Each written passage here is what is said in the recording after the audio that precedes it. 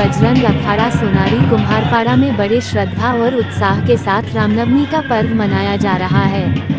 इस अवसर पर अतिथि के रूप में पहुंचे विधायक सरयू राय ने कहा कि नवरात्र का महीना चल रहा है। प्रभु श्री राम के जन्मदिन के अवसर पर उनके भक्त हनुमान की भी पूजा लगातार हो रही है। हनुमान जी जागृत देवता हैं। श्री सरयू राय ने कहा कि सनातन धर्म एवं संस्कृति पर लगातार चारों तरफ से हमला हो रहा है। बहुत से लोग इस आशा में है कि कब देश में हिंदू अल्पसंख्यक हो जाए। पहले जब भारत अखंड था, उस अखंड भारत से अफगानिस्तान, काबुल, पाकिस्तान, बर्मा आदि देश अलग हो गए हैं और हर जगह हिंदू आबादी सिकुड़ गई है। श्री सरयू राय ने कहा कि एक विधायक वक्फ बोर्ड के संशोधन के लिए रखा गया था, तो पूरे देश में कोहराम मच गया। यह आने वाले हमले का रिहर्सल है, इसलिए हनुमान जी इतनी शक्ति दे जो किसी भी देशद्रोही से हम निपट सके।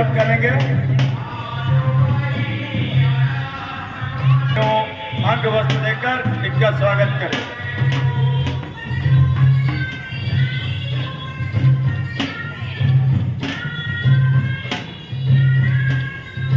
भाग लेकर उनके प्रति अपने अंतर्मन की श्रद्धा को निवेदित करने का अवसर मिला है। इसके लिए मैं आप सभी को धन्यवाद देता हूं। आप सभी जानते हैं कि नवरात्र का महीना चल रहा है। रामनवमी के दिन भगवान राम की पूजा अर्चना होगी, मगर ये हमारे सनातन धर्म में ही ऐसा होता है कि जन्मदिन तो मनाया जाएगा भगवान राम का, मगर पूरे समय में पूजा हनुमान जी की होती है। महावीरी झंडा निकलता है और उनके प्रति हम श्रद्धा निवेदित करते हैं। तो भगवान के साथ साथ उनके परम भक्त का भी यह अभिनंदन का समय है। और हनुमान जी के बारे में हम सभी जानते हैं, संकट मोचन हैं, जागृत देवता हैं। जहाँ राम कथा होती है, जहाँ अच्छे काम होते हैं, किसी न किसी रूप में वहाँ उपस्थित रहते हैं। हम लोग ये उम्मीद करेंगे कि आज वीर बजरंग अखाड़ा में यह कार्यक्रम हो रहा है, तो कहीं न कहीं अवश्य ही किसी न किसी रूप में हनुमान जी उपस्थित होंगे। मैं उनको हृदय से नमस्कार करता हूँ, चरण स्पर्श करता हूँ और आप सभी को बधाई देता हूँ कि आप सभी ने यह बड़ा कार्यक्रम आयोजित किया है।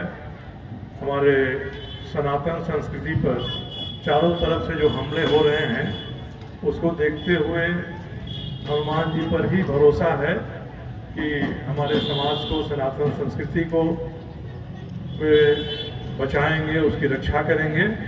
नहीं तो बहुत सारी ताकतें देश और दुनिया में ऐसी हैं जो उम्मीद लगाए बैठी हैं कि कब वह दिन आएगा जब इस देश में हिंदू समाज अल्पसंख्यक हो जाएगा। आज तमाम जो प्रयास हो रहे हैं, हम देखें जब भारत अखंड था तो कौन कौन हिस्से इससे निकल गए।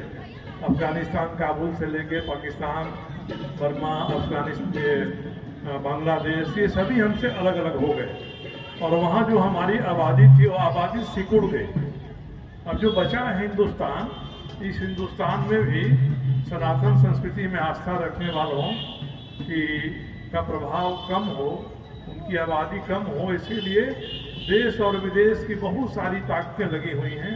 आपने देखा होगा कि पार्लियामेंट में एक विधेयक रखा गया वक्फ बोर्ड का, उसको लेकर लगता है कि जैसे भारत में कोहराम मच गया है। संशोधन का विधेयक है, कोई वक्फ बोर्ड को या वक्फ के कानून को खत्म करने का विधेयक नहीं है।